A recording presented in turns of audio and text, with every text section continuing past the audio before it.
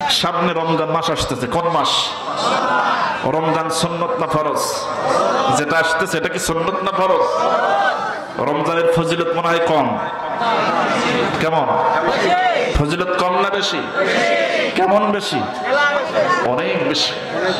এখন দেখেন, বলেন তো দেখি, আমি কি বোঝানোর জন্য বলছি দিন প্রতিষ্ঠিত থাকাটা কত জরুরি। এখন যদি বলি রোজার চাইতেও যে ফজিলত আপনারা বলছেন যে অনেক বেশি ফজিলত, সেই রোজার চাইতে দিন প্রতিষ্ঠিত থাকাটা বেশি জরুরি আল্লাহর কাছে। এটা বললে শুনলে হয়তো মনে প্রশ্ন থাকবে কেমন করে হয়। এখন প্রমাণ দিই, প্রমাণটা নেন। বলেন তো দেখি, বদরের যুদ্ধ যখন হয় সেটা কোন মাসে হয়? সবাইকে বলতে হবে, পিছনে যারা আছে। রমজান মাস। কোন মাস? রমজান মাস। কোরাইশরা এরা বলতেছে এটাই তো সুযোগ, ওরা রোজা আছে, দুর্বল, মুহাম্মদ বিন আব্দুল্লাহ সহ অনুসারীদের সব শেষ করে ফেলবে, কারণ শারীরিক ভাবে তারা দুর্বল এখন। আর আমার নবীজি সাহাবীদের ডেকে বলছে, সাহাবীরা এই মুহূর্তে তোমরা রোজা ভেঙে দাও। আল্লাহু আকবার বলবেন। আমার নবীজি বললেন, সাহাবীরা রোজা ভেঙে দাও। আমার নবীজির কথা মতো সামান্য কয়েকজন সাহাবী রোজা ভাঙলেন, অধিকাংশ সাহাবী রোজা ভাঙলেন না। তারা মনে মনে ধারণা করছেন, আহারে এই রোজা এত ফজিলতপূর্ণ ফরজ বিধান, এত পুরস্কার এই রোজার, রোজা রাখলে ইফতারের জন্য আলাদা করে ডাবল পুরস্কার। রোজাদারের মুখের দুর্গন্ধ আল্লাহর কাছে মিষ্ক অম্বরের চাইতে বেশি পবিত্র। আল্লাহর সঙ্গে দেখা করার সুযোগ, সাক্ষাতের সুযোগ পাওয়া যায়। এমনকি রোজাদারের জন্য রাইয়ান নামক দরজা দিয়ে জান্নাতে যাওয়ার সুযোগ আছে না নাই? রাইয়ান নামক দরজা দিয়ে জান্নাতে যাওয়ার সুযোগ। এমনকি এই রোজার মাসে রোজা অবস্থায় যদি ছোট কোনো আমল করা হয়, সওয়াব কম না বেশি?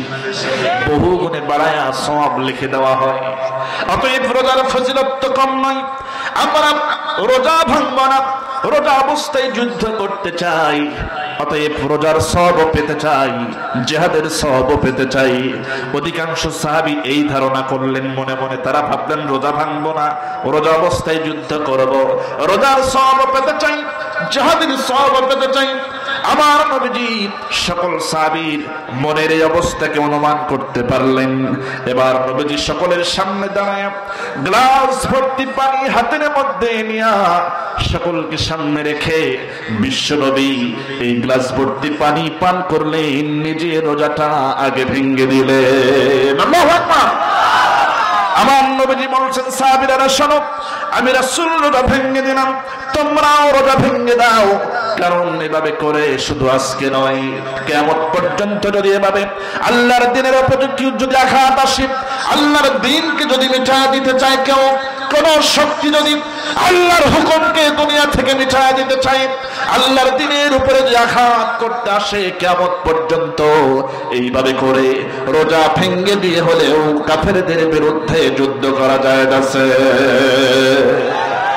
কারণ রোজার চাইতে দিন প্রতিষ্ঠিত থাকাটা আল্লাহর কাছে সবচাইতে বেশি জরুরি। অতএব সাহাবীরা রোজা ভেঙে দাও। দিন যদি প্রতিষ্ঠিত থেকে যায়, তাহলে আগামী বছর আবার রোজা রাখার পরিবেশ ফিরে পাওয়া যাবে। তাহলে রোজার চাইতে দিন প্রতিষ্ঠিত থাকাটা কম জরুরি না বেশি জরুরি? আমার বন্ধুগণ, একটু মাথা খাটান। কি দায়িত্ব দিয়ে আমাকে আপনাকে পড়ানো হয়েছে? রুকু, সিজদা, দান, সাদকা এগুলো মূল উদ্দেশ্য নয়। তাসবিহ, তাহলিল, সুবহানাল্লাহ, আলহামদুলিল্লাহ এগুলো তেলাওয়াত মূল উদ্দেশ্য নয়। জিকির আজকার মূল উদ্দেশ্য নয়। বিশাল একটা পরিকল্পনা নিয়ে আল্লাহ পাক পাঠিয়েছেন।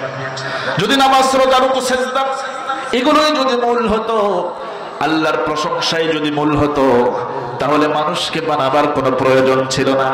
অসংখ্য ফেরেশতা আছে এখনো সিজদায় পড়ে, অসংখ্য ফেরেশতা আছে এখনো রুকু অবস্থায়, অসংখ্য ফেরেশতা আল্লাহর তাসবিহ তাহলিল নিয়ে ব্যস্ত। সমস্ত সৃষ্টির সমস্ত কুল কায়নাত আল্লাহর তাসবিহ নিয়ে ব্যস্ত। মানুষকে আলাদা করে তাসবিহ পড়ার জন্য, রুকু সিজদা করার জন্য আলাদা করে সৃষ্টি করা লাগতো না। বিশাল একটা পরিকল্পনা আল্লাহ পাক হাতে নিয়ে এরপরে মানব সৃষ্টি করেছেন। উদ্দেশ্যটাও কথাও বলে দিলেন। এবার এই চূড়ান্ত কথা হলো আকিমুদ্দিন, দ্বীনকে জমিনে প্রতিষ্ঠিত করে দিতে হবে। এটাই হলো সবচাইতে সকল বিধানের চাইতে সবচাইতে বড় বিষয়, গুরুত্বপূর্ণ বিষয়। এই কাজ করতে গিয়ে শুধুমাত্র বনী ইসরাইলের ভিতরে 3 থেকে 350 পয়গম্বরকে শহীদ করা হয়েছে। নাউজুবিল্লাহ বলে 3 থেকে 350 পয়গম্বরকে শহীদ করা হয়েছে। আল্লাহ পাক এই সমস্ত পয়গম্বরদের শাহাদাতকে নিজের চোখে দেখেছেন, সহ্য করে নিয়েছেন, কিছু বলেন নাই। এরপরে আমার আপনার নবী বিশ্ব নবী জনাবে মুহাম্মদুর রাসূলুল্লাহ সাল্লাল্লাহু আলাইহি ওয়াসাল্লাম তায়েফের ময়দানে কত রক্ত তার ছড়ানো হয়।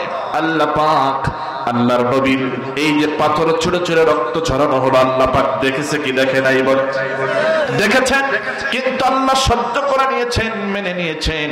শুধু তাই নয়, উহুদের ময়দানে আমার নবীর দাঁত ভেঙে দেওয়া হয়, আল্লাহ পাক সেই দৃশ্যও দেখেছে কি দেখে নাই?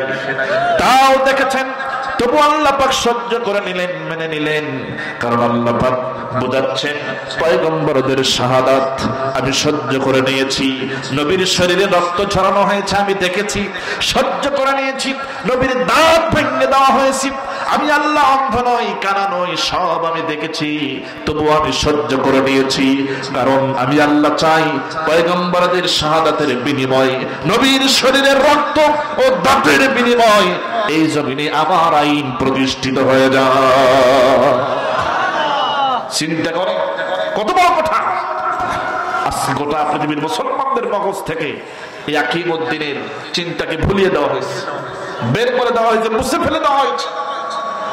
অথচ সেই কাজটা হচ্ছে সবচাইতে দামি, গুরুত্বপূর্ণ, জরুরি বিধান। এটা আমার ভাইরা চিন্তা করেন আমরা কোথায় আছি, তাহলে মূল কাজটা কি আর আমরা করছি?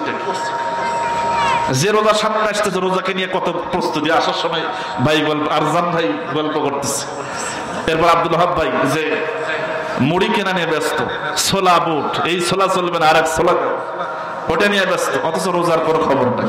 মানে রোজা আসা নিয়ে কত যে প্রস্তুতি। রোজা যখন শুরু হয়ে যাবে অসুবিধার অভাব নাই, গ্যাস্ট্রিকের অভাব নাই, কথা বলে ঠিক। চিন্তা করেন এই রোজা ফরজ বিধান, এটার চাইতে আকিমুদ্দিন, এটার গুরুত্ব বেশি আল্লাহর কাছে। মাথা খারাপ হবে।